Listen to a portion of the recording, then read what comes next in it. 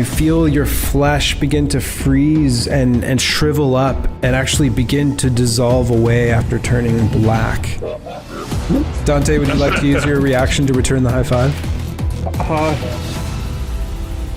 Greetings and welcome back to Crucible of Fate, Episode 3, Part 2.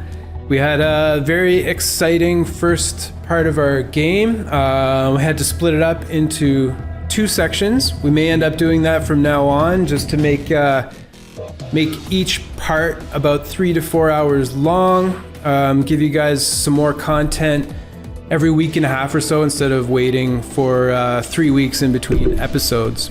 If you haven't seen part 1 of episode 3, I suggest that you go back and watch that before watching this one. Otherwise, it'd probably be a little bit confusing. In the first part of the episode, very exciting group. We brought our contestants together, and in Hunter and Hunted, they squared off against an adult black dragon. They fared quite well for a group of level 3 contestants. Unfortunately, one of the contestants, Walter Gesind, met with the business end of an adult black dragon's acid breath and was reduced to a puddle. After that, we returned to the Fate's Hand Tavern, where our surviving contestants leveled up and did some intermission actions. We did a quick little introduction to escape the room and established our initiative order and had 1 turn go by. But just to bring everybody back up to speed, it's been about a week since we played that last episode. Little quick review. As you step out of the portal, you all found yourselves in a 55-foot square room. The room's walls are about 10 feet high and made of wood. In the middle of each wall was an open archway that led to the outside. Cool fresh air was coming in, a nice cross breeze. A very pleasant view of the mountains could be seen as you look out through those open doorways. The ceiling, 10 foot above our contestants, was very clearly solid metal, while the floor, by contrast, was see-through and appears to be made of a very thick glass. Underneath that glass, you could see 2 treasure chests amongst a whole sea of very large spikes pointing up towards the contestants underneath the floor. As you all gathered your wits about you, you could see that you were spread fairly evenly within the room on the outer edge around the perimeter. In the center of the room were 5 shadowy specters, each one resembling one of you in fairly great detail, despite being made from what looks to be pure shadow. Between you and your shadowy self is an ethereal tether, also made of like a wispy, shadowy line that seems to connect you and your spectral counterpart. In between you and your specter, along this shadowy tether, is a feather that also is ethereal in nature. It just seems to be hovering right along the middle of that tether. As we established our initiative order, the room began to sway just a little bit before suddenly beginning to plummet from 10,000 feet. And that is where we pick up the game once again, jumping back into the game. You can see the layout of the room here before you. Lucius Lenoir has taken part of his turn. Lucius, do you mind just giving us a recap of what you did on your turn? Yeah, so the first thing I did was I threw an object out the door to see what would happen, and it just stayed there as it was also in free fall. I cast Mage Hand and tried to interact with the feather to no avail. It just went through it.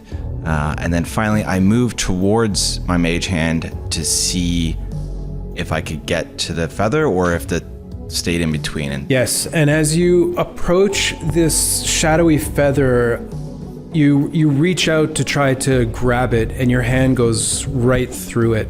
And as you do, this shadow version of yourself looks at you with this wide smile and just glares at you with contempt and starts to move towards you aggressively. Okay, so with that, I will then take the rest of my movement and move back towards the door. So You're in front of it? Yeah, actually, before I do that, I'm going to do my first thing, which is I look at everyone who's around me. I'm going to pick the 3 people. I don't know who they are, but 1, 2, 3. Yep. I will say just, behold my beauty. I am here to inspire you. Please move if you can. So I'm going to use my Mantle of Inspiration. So those 3, which I believe it's... I think we've got Caleb here. Sorry, Hibble, Hope Singer You got it, here. Hibble. Yeah. Hibble, Lilith, and is that Dante or is that Sir Barristan? This here is Sir Barristan. Okay. So Sir Barristan, Lilith, and Hibble will get 5 temporary hit points. Wow. And you can use your reaction if you want to move up to your move up to your walking speed, and it does not take you do not take opportunity attacks. So 5 temporary hit points, and you can move up to your speed without any attacks. And with that, I will move back towards the wall. That is my turn. Get towards the wall. Yeah, like right next to the door, I think. Here. Yes, sir. Thank you. Right. Excellent. Okay, Hibble, you are up. Cool. So, seeing Lucius kind of swipe at his own feather, Hibble doesn't think he can take his own feather. I'm going to go ahead and walk up to where Lucius is the one closest to me right now, correct? That's correct. I'm going to approach the feather on the tether between Lucius and his phantom and try to grab that instead, if possible. Okay.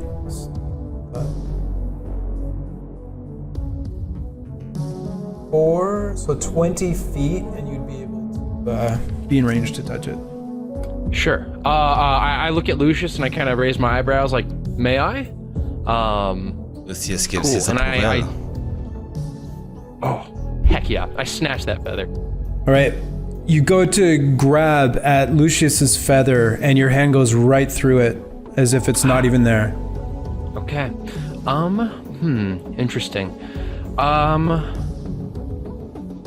So now, well, there goes that idea. I think Hibble is going to walk with his final bit of movement up to his own ghost and take an action. I'm assuming that the feather swipe wasn't a full action. That was just something I can kind of freely I would do. give you that as your like free interact with object. Yeah. Okay, cool. Then I'm gonna go ahead and take my warhammer and smack my own ghost across the face. Okay. Before you take that attack, I need to retroactively do something, because at the end of Lucius's turn, his spectral form moves directly up to him, floating menacingly directly towards him. Reaching out to try to grab on, it tries to grab onto Lucius. Does a 16 hit you, Lucius? It does not. Okay. So as this shadowy creature grasps out, you feel an immense cold as its claw swipes past you ineffectually. Hibble, you are up. All right, so yeah, I run forward, I swipe at that feather, nothing truly happens. So I'm like, all right, it's not like a game of capture the flag here. And so I heft my hammer and just waltz up to my own shadow, give him a wink. He's devilishly handsome, if I do say so. And I try to mess up his features a little bit with the warhammer to the face. No preemptive castings, no blessings, no nothing, just hammer and head. Okay, go for it. All right. Oh, right. Okay. Rolled a hit. It's a 12. 12. As you try to smash this creature, you do connect.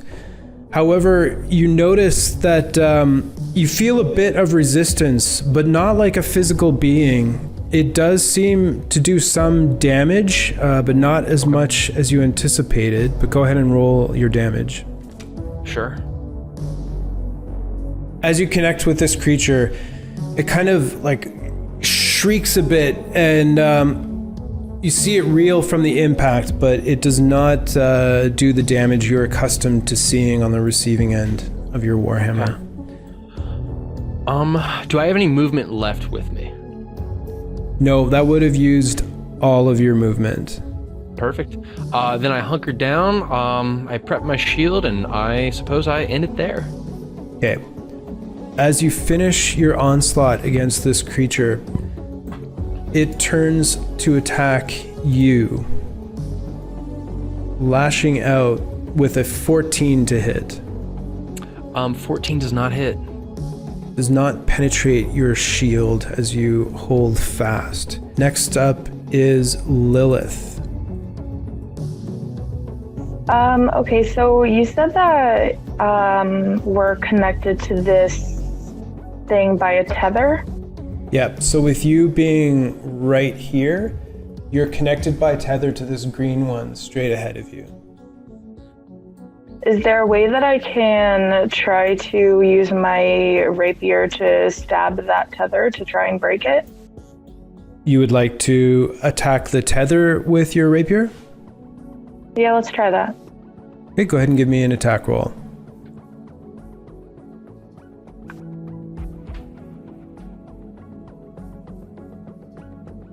$14. 14. As you try to like swipe down with your rapier just to test if there's any resistance with your piercing weapon, it goes straight through the tether. This seems to be some sort of a spiritual or ethereal bond rather than a physical one. Your blade has no effect. Okay, is it dark in this room? Is there a way for me to bonus action hide?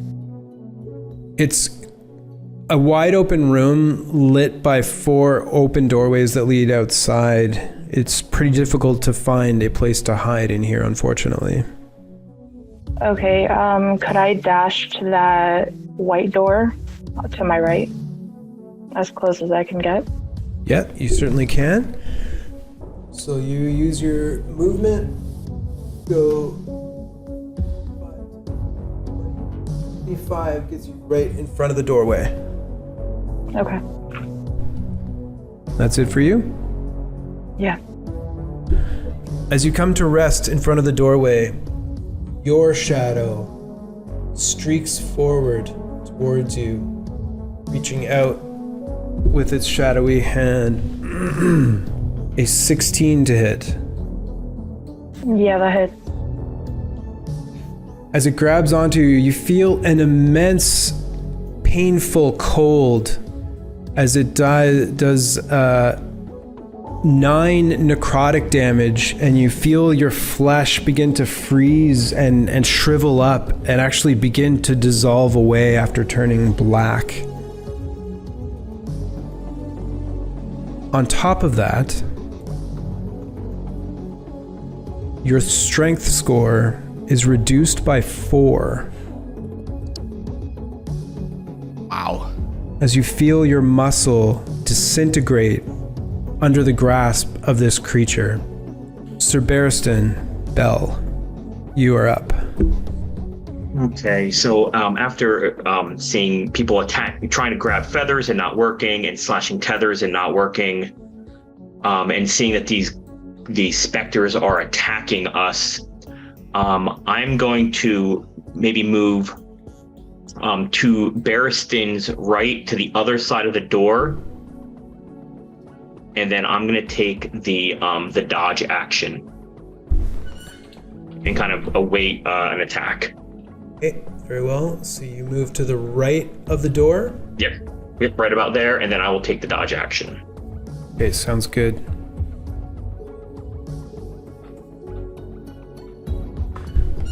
As you move to the side and kind of take up a defensive position, your shadow rushes forward, hatred in its eyes. As you see a mirrored version of yourself lunging towards you to attack. Does a 21 hit you? It does. It was a disadvantage, huh? Crap. Yep, I'm gonna re-roll here. Second roll. So this one's a 10. It does not. Right. So ready for the attack, you're able to dodge out of the way as this somewhat slow creature misses. And now we are at Dante. I'm in the corner to the right of Sir Barristan, right? That's correct.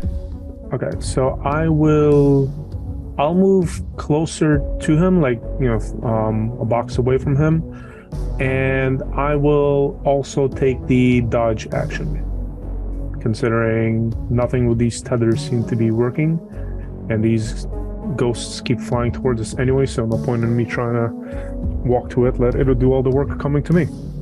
Okay, and just to clarify, you wanted to be right beside him? Yeah. Okay, sounds good. And you take the dodge action. As you do, your spirit floats menacingly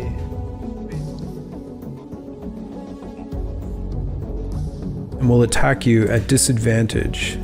A 6 to hit you. It does not hit. All right, so that is the end of this round 1. I have a quick question. Mm-hmm. The -4 to strength, is that my ability score? Yes, that's right. Okay. Thank you. At the top of the round, you hear a very dull ding, and you see that the 5 that was previously on the ceiling is now a glowing 4. And you feel your stomach lurch up almost into your mouth, as you can now feel you are hurtling towards the ground below.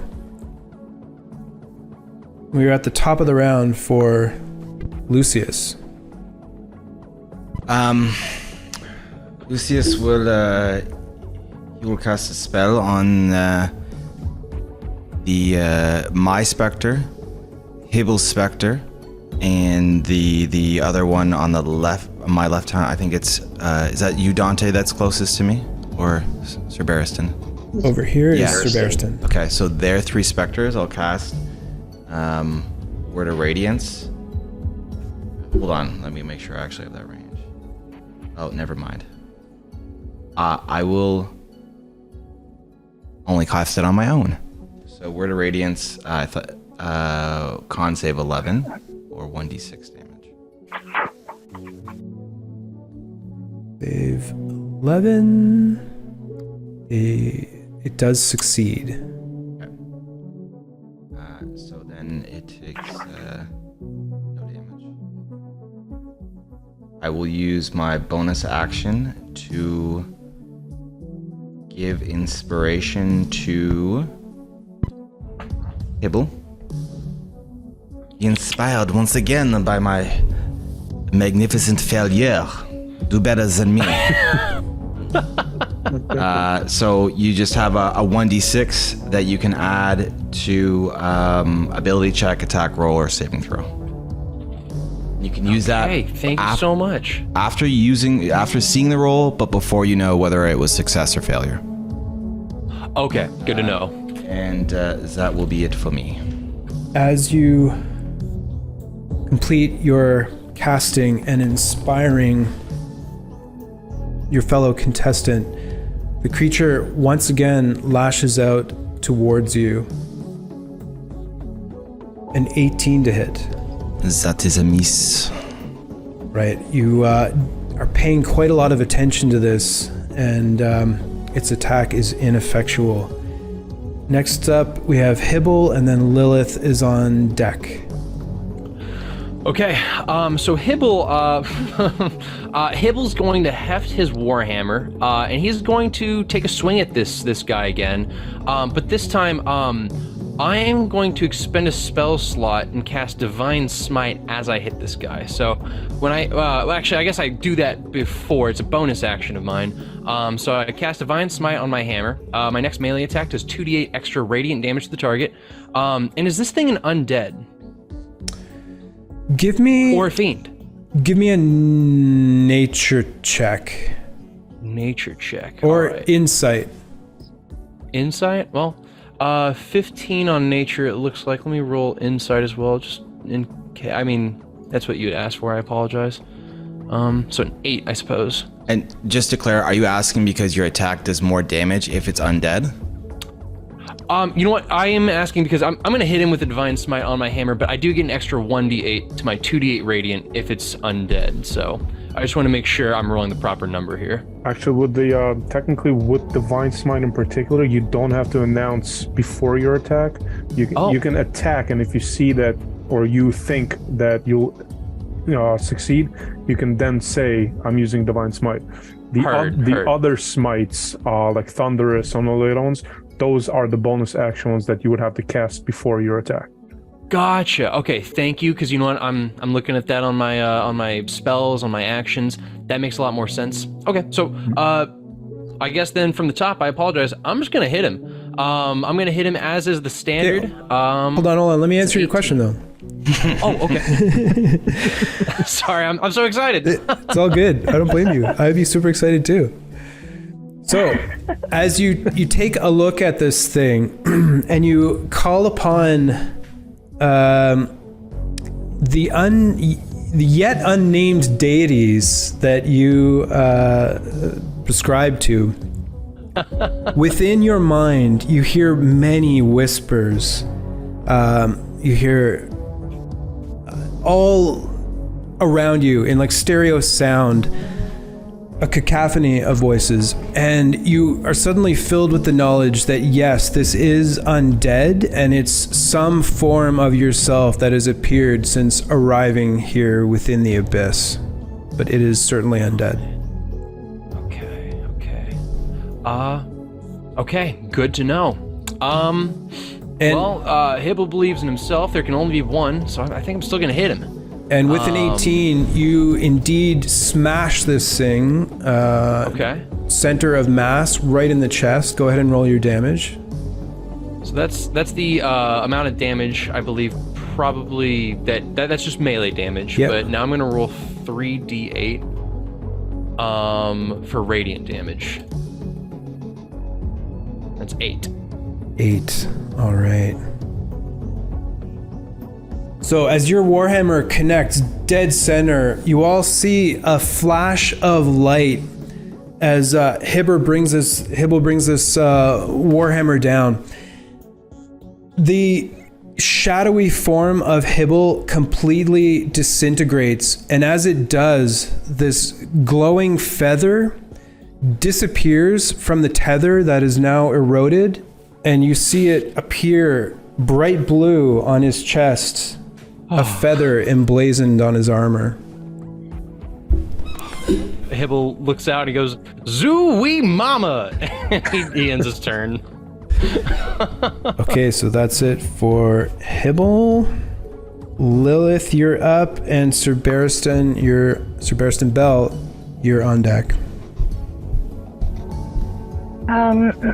Okay, so I have a potion of fire breath that I'd like to take. Okay. Yeah. You And pop the cork and when down the contents of your potion.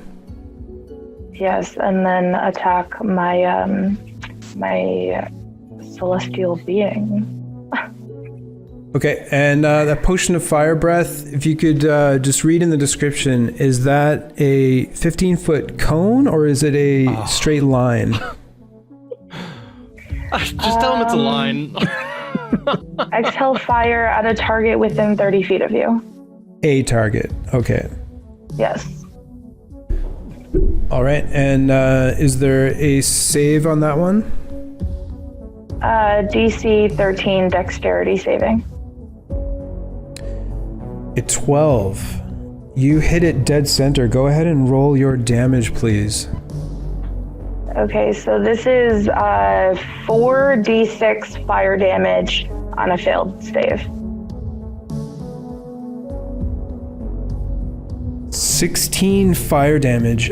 As the fire washes over the shadow, you can see elements of its body burning away. However, there still remains an element of this creature, and although its size and form has been reduced, it's still very much a threat in front of you.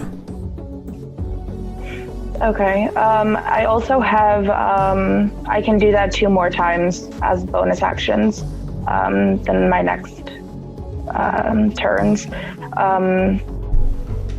I don't get a bonus action because action was taking it and bonus action was exhaling it.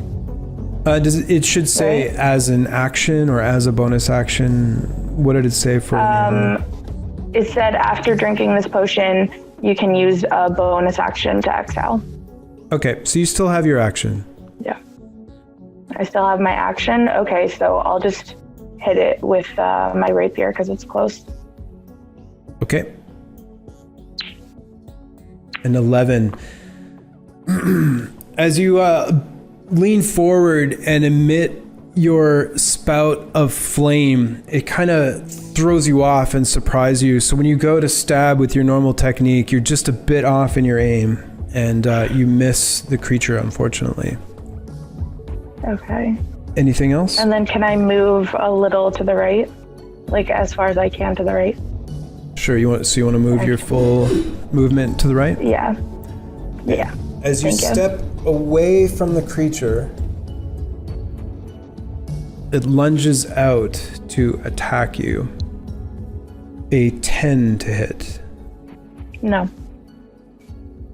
It misses. You make it all the way over to the corner of that room. Okay. It's now the creature's turn. So, as Lilith moves away, it gives chase. And tries to grab on to you. It's 17 this time. Yeah. Once again, as you feel the cold grasp of this creature get a firm, painful grip on you, you take 8 necrotic damage, and you feel the flesh underneath its hand begin to dissolve away your muscle. And your strength score is once again reduced by 4. What happens if you have 0 strength? And please do let me know if your strength is reduced to 0. Okay. But as it's being reduced, you do feel like it's getting more difficult to sustain the weight of your body and the ability to move. Okay, Sir Barristan Bell. After seeing my friend Hibble attack his wraith and destroy it, I will, for the first time, pull out my my longsword out of its sheath. It's a black ebony blade. I pull it out, and I'm going to attack the wraith in front of me, or the ghoul, or whatever it may be. Okay, go ahead and make your attack. 13. 13. Yep, you slash across its midsection. Go ahead and roll your damage, please. Okay, that's going to be 11 points of slashing damage.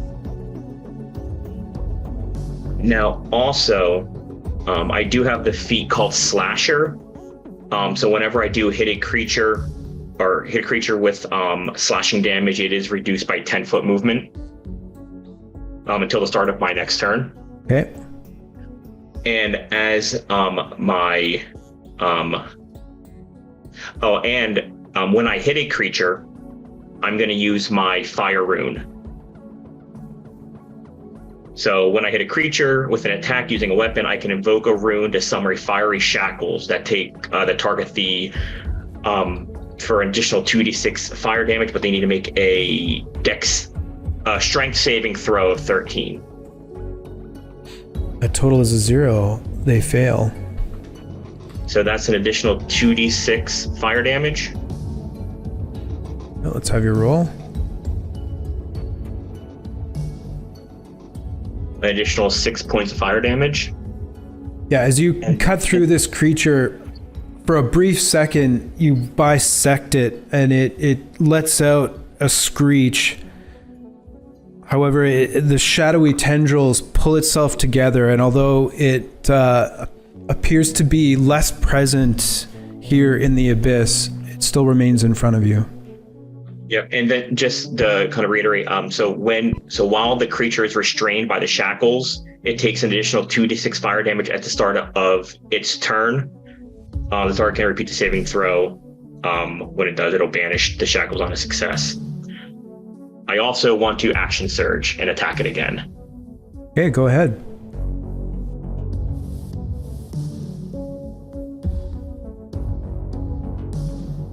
Ooh, a 7.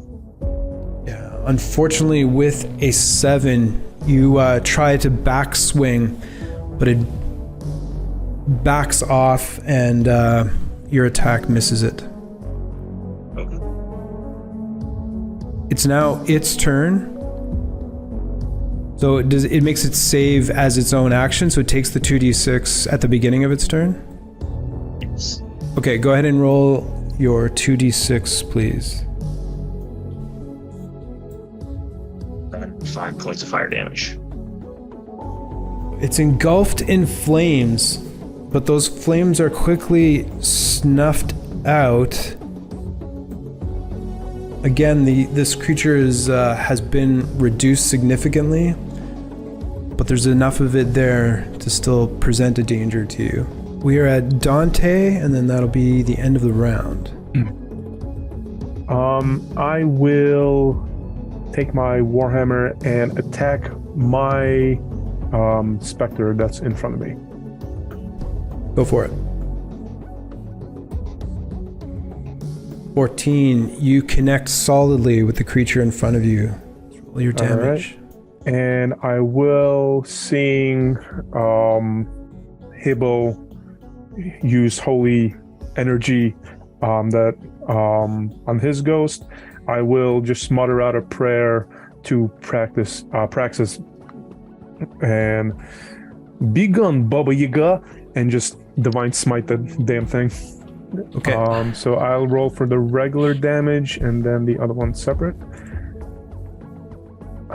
8 and 3d8.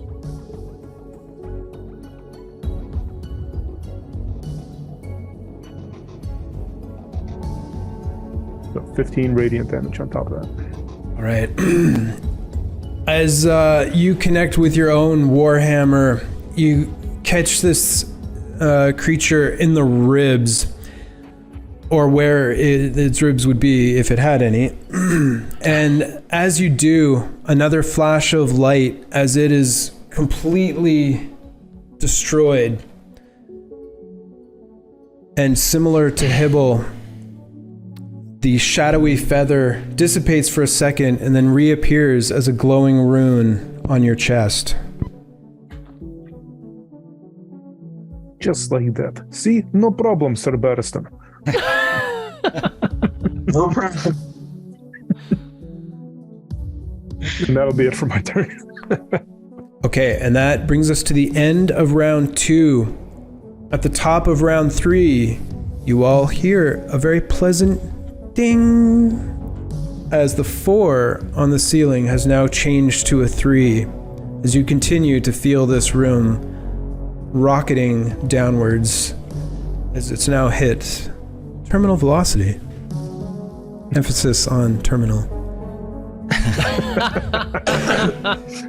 So at the top, Lucius. So Lucius will once again try to make this ghosty do a 11 con save. On, very well. 17. With that, I will say, Hibble, perhaps you can help me a little bit with this one, since I inspire you so much. I go, oh yeah, baby, and I patiently wait my turn. I think that is it for me. Very well. At the conclusion of your turn, creature reaches out with a shadowy hand to grasp you around the throat for a 14 to hit. This does not hit. I am sorry. Very dexterous. So get out of the way. Okay, Hibble, you are up. Okay. Very quickly before I kind of do anything else, a perception check of the room. I'd like to try and better understand what's happening here. So the elevator's falling very quickly to the ground, or at least this glass floor. We're rapidly approaching spikes and maybe some treasure chests, you had said. But these doors on the outside of the room that view mountains, are they still viewing mountains, or have we descended further down? I haven't seen a portal open up, so I'm not sure. I guess what I'm trying to understand is, am I safe, or do I need to jump out one of these windows? Those are the only two things I'm thinking right now. Okay, so give me an insight or a perception check. Sure, I'll give you an insight check. Oh, nat 20. Okay, so now that the specter in front of you is gone, you take a look around. You see this feather on your chest and that on Dante as well. You can see that there are 4 open doorways that appear to lead outside. You're still seeing a little bit of mountain, but you're starting to see some grassy foothills at a much lower altitude. The ground beneath you, again, or floor beneath you, glass with the spikes directly underneath the floor that you're standing on. You're not near any of the doorways, so you can't see like how close you are to the ground or anything like that. Okay, and then I would say no, I'm not going to say that out loud. Okay. Yeah. Okay, no problem. All right, I think what I'm going to do then is I see Lucius having a little bit of trouble with this ghost, and I am going to actually approach Lilith. I'm going to heft my warhammer a little bit, and I say, I'm sorry, Lucius, but I got some business to attend to over here, I think. And I'm going to approach her as much as I can, 30 feet or so. Yeah, so you get beside her with 15 feet of movement. Incredible. And I am going to toss the piton I picked up from Walter. I'm going to toss the piton at her feet, and as it rolls to her and like kind of just taps lightly against her boot, that's when I'm going to strike her with a warhammer.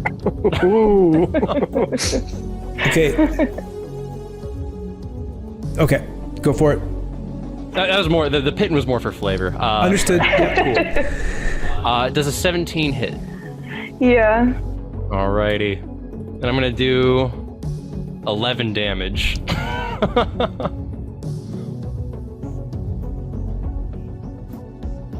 Okay. And I think in my turn there. I don't really think there's anything else I can do right now. Okay, 11 damage to Lilith Stormborn. That's it from Hibble.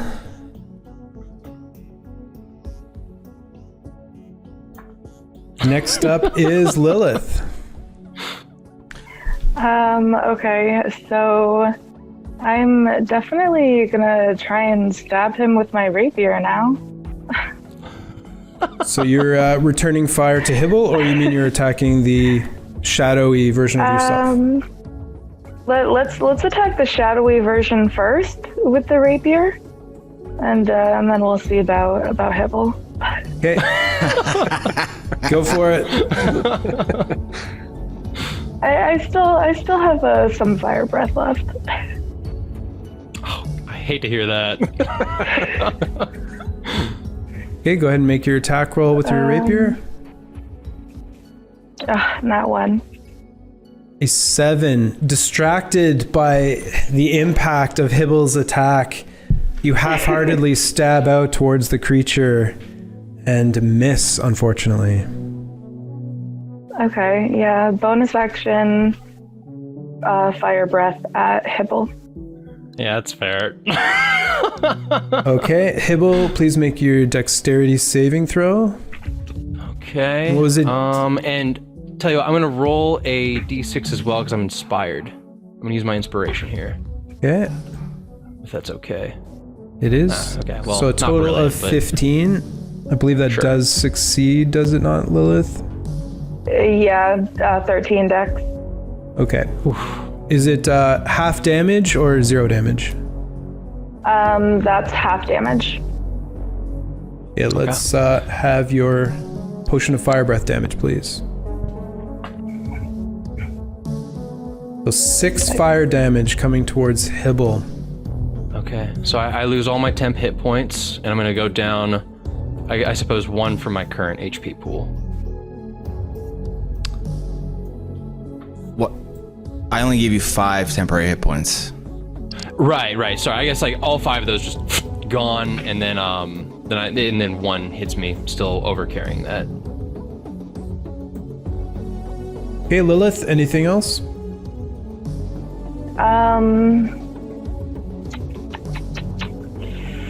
No, I'm good. Okay, Sir Barristan Bell. Okay, so I'm gonna attack with my longsword again. You go ahead and make your roll, please. A 13 13 to is hit. enough to hit. All right, so 4 points of slashing damage. 4 slashing. Despite the apparent resistances this creature has, that is enough to cut it at the neck as you see your spectral self dissolve, and you too inherit a glowing feathered rune on your chest. My bonus reaction, high five Dante.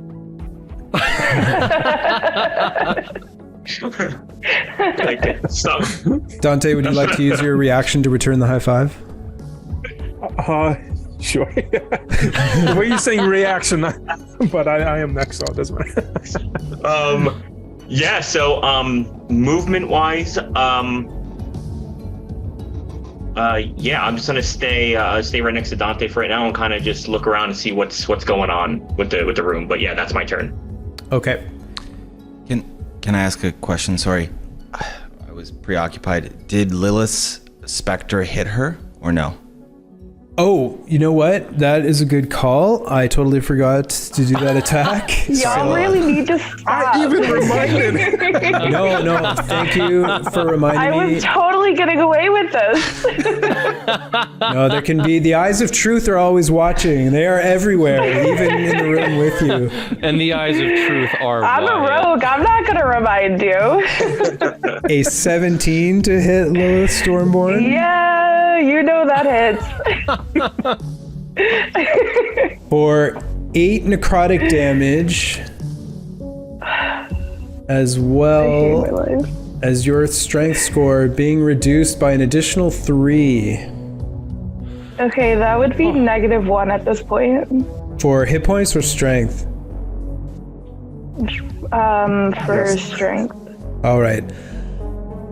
As the creature grabs onto you, you feel your life essence begin to freeze. And as your flesh dissolves, you feel your body go completely limp, Yes. and it collapses to the floor. As I will offer you one chance. If you have anything in game that can save you from death, please speak your piece now. I have a potion of greater healing. No, unfortunately, you cannot use that as a reaction. So, barring anything else you can do to keep yourself from death, your soul gets ripped from your body as your flesh dissolves. You collapse into a heap. The last thing you see is the shadowy spectral version of yourself staring down at you, a wide smile. The rest of you, as the room has claimed its victim, you see the portals open up for you just outside of the open doorways, the open archways. Okay. I look at everyone. I go, oh, "You're kind of welcome. I had some doings here. You know, we're all kind of, you know." You loosened the jaws. Thank you very much. So, You made the right decision. Sir Barristan, it is your turn. I have movement, and I see that the portal is opened. I'm gonna go by, and I'm gonna go by the door and just wait, make sure Dante gets out if that's what he's doing. So I will hold, just go there and just wait for him to go through. Okay, so you wait. Dante? So how far away was Lilith from my position? Lilith, 5, 10, 15, 20, 25, 30, 35, 40, 45, 50 feet. 50 feet. Is her specter still there? Or vanished? It has, as it pulled her soul out of her body, it seemed to embrace it in a tight, bear hug, and both of them dissipated together and just evaporated into the air. Okay. I'll look at Sir Barristan and just say, I'm going to see what she had, and then hopefully see you in the tavern. And I will use my action to dash, since that's more than my movement speed, to make it to the 45. Okay. All right, so you dash.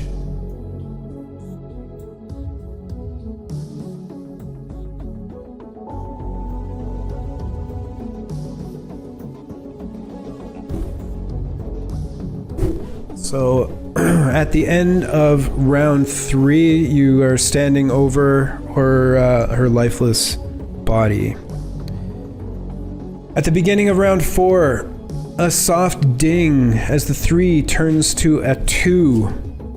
Lucius, it is your turn. How far away is the portal?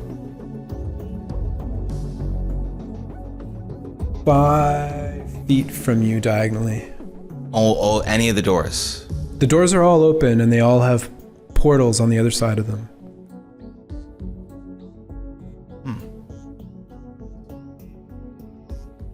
And just to clarify, they're underneath. It's a glass floor. Mm-hmm. We can see underneath. Yeah. There's spikes, but there's also treasure chests in the middle.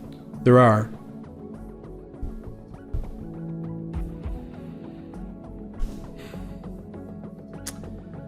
Well, I will just disengage and jump through the portal. You all see Lucius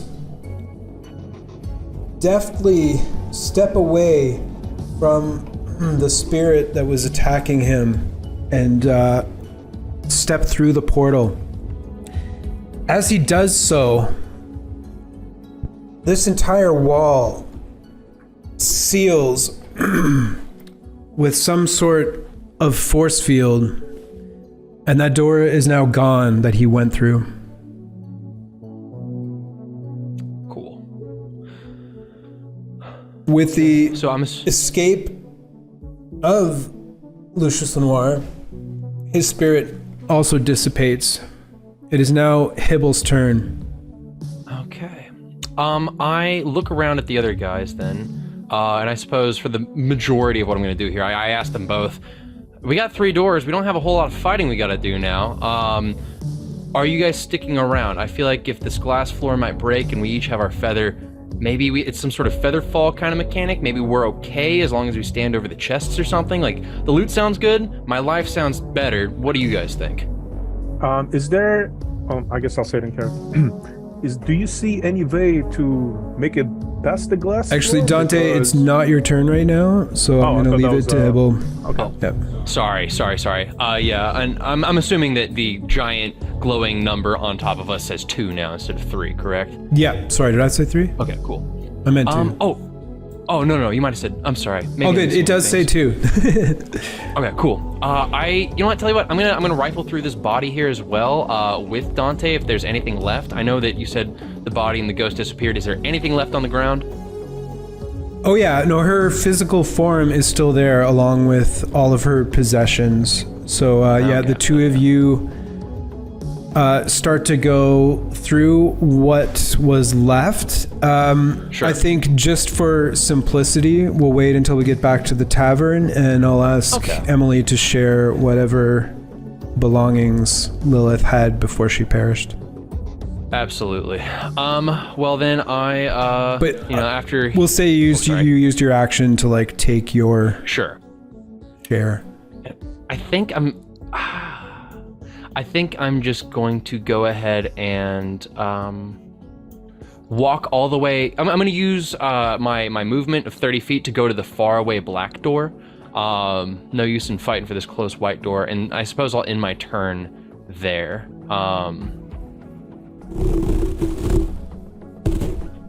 Yeah, it gets you about 10 feet away. Cool. And I end my turn. I don't really I want to stick around, but I also don't want to lose my life. So I'm kind of Hibble's a little hopeful, but he's gonna end his turn there. Sir Barristan Bell, you are up next. Okay, so I'm gonna look over at Dante, say, Dante, I'll see you at the tavern, and I'm gonna through the door. And with that, Sir Barristan Bell steps through the archway and the portal beyond, and this wall also seals with an opaque, black, shadowy wall, just like the other one did. Dante, it is your turn. I'm assuming my action has been taken along with Hibble's to search the Lilith's body. Okay, yeah, you use your action to loot. Okay, so I will move. Looks like I'm within 30 feet of the white door. Okay. And I'll step through it. See you at the tavern, Hibble. See you there, buddy. And with that, Dante Wolfhowl steps through as well, leaving only one door as a soft ding is heard throughout this room. Hibble, you are the only one left in it as the 2 now turns to a 1. Okay. I am going to use my action to, I just want to make an investigation check if possible.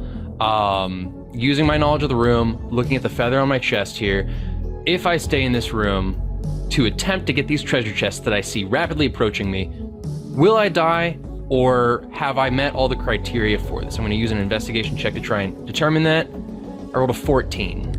14. You can clearly see that the glass is very thick and that you do not believe that any physical attack from you will break the glass. Thinking back quickly to what happened in the room, the portals opened right outside the door when one of the contestants fell to the shadow in the room, as opposed to just bailing out on their own. Okay.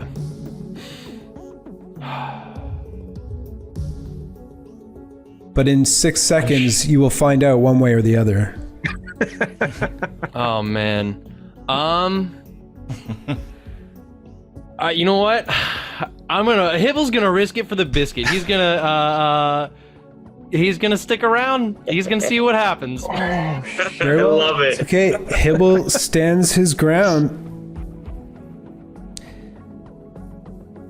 A soft ding is heard echoing throughout this room, heard by no one save for Hibble, who stands above the treasure chest, looking down in hope that they will somehow be accessible in but a moment's time.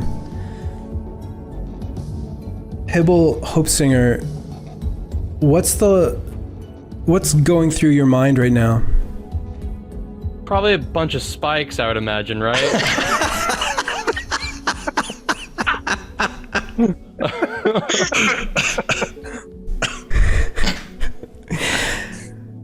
A million bonus points for stealing my joke, which you can spend nowhere.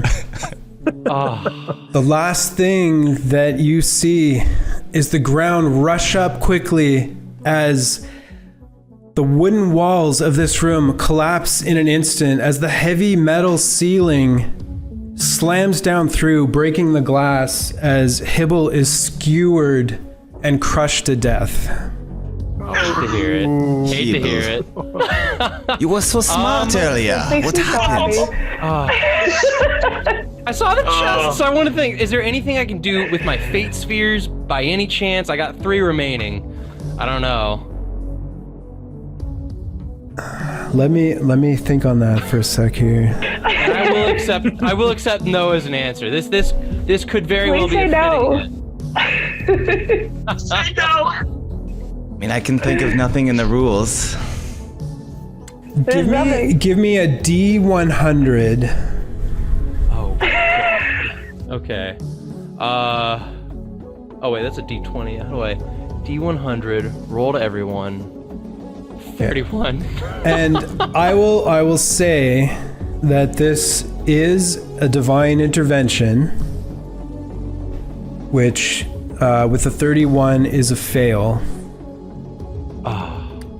Can I re-roll a divine intervention with a fate You sphere? can certainly burn a fate sphere for another divine intervention.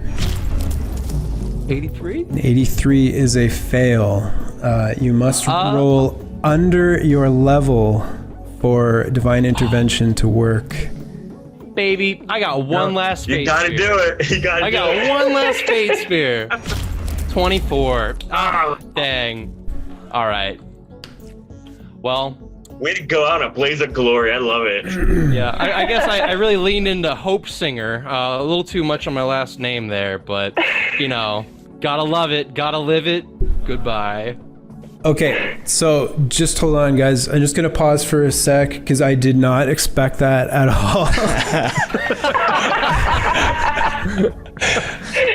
I just need to figure out how to end the show. Hold on. 15 minutes earlier, you were saying how you value your life more than loot, Yeah. and then Yeah. you threw it out the window. Yeah, I you know what? It truly was the stupidest thing I could have done. I really should have left. You guys all left. I saw you leave. It wouldn't put me at a disadvantage to leave as well with you. But I really thought that I needed something else. So, oh well. So ends the tale of Hibble Hope Singer. Okay, and with that, guys, we have come to a dramatic conclusion of episode 3, part 2 of Crucible of Fate. The 3 survivors who return back to the Fate's Hand Tavern look around for a moment, wondering why Hibble Hopesinger did not appear just seconds after them. And they continue to ponder that for the next few minutes until the host appears and says to you all, you have all survived. I am so happy to hear that.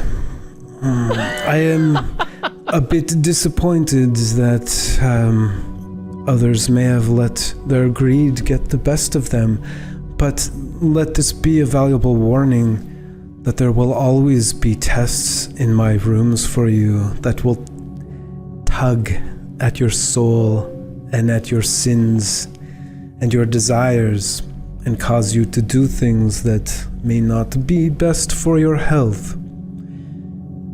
I also have to say with dismay, on behalf of all of the Eyes of Truth and our many watchers here within the Abyss, we don't get to see you fight amongst one another tonight in Split the Party, for 3 of you must survive. And so with that, I congratulate Lucius Lenoir, Sir Bearston Bell, and Dante Wolfhowl. I look forward to seeing you all in round 2. And returning to the Fate's Hand Tavern, unexpectedly, one of our contestants did not step through the portal, leaving Lucius Lenoir, Dante Wolfhowl, and Sir Bearston Bell as our successful contestants for episode 3 of Crucible of Fate. And with that comes an end to episode 3 of Crucible of Fate. I hope that you enjoyed yourselves, and will subscribe and be here for episode 4. Thanks very much, everybody. Take care.